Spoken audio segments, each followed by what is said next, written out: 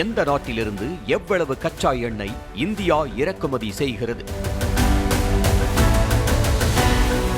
வளைகுடா நாடுகளிலிருந்து இந்தியா எவ்வளவு கச்சா எண்ணெய் இறக்குமதி செய்கிறது என்பதை பற்றி இந்த பதிவில் பார்ப்போம். இந்தியாவில் 13.8% கச்சா எண்ணெயை சவுதி அரேபியாவிடமிருந்து இறக்குமதி செய்து வருகிறது. ஒரு நாளைக்கு 1.05 மில்லியன் பீப்பாய்கள் இறக்குமதி செய்து வருவதாக சொல்லப்படுகிறது. வளைகுடா நாடான ஐக்கிய அரபு எமிரேட்ஸிலிருந்து இந்தியா 11.5% கச்சா எண்ணெயும் ஒரு நாளைக்கு 5 லட்சம் பீப்பாய்கள் இறக்குமதி செய்து வருவதாக சொல்லப்படுகிறது. குவைத்திலிருந்து இந்தியாவிற்கு 3.1% கச்சா எண்ணெய் இறக்குமதி செய்து வருகிறது.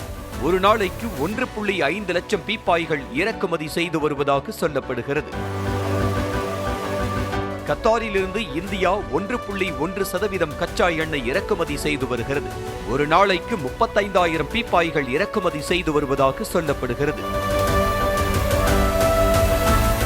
ஓமனிலிருந்து இந்தியா 0.9% கச்சா எண்ணெய் இறக்குமதி செய்து வருகிறது.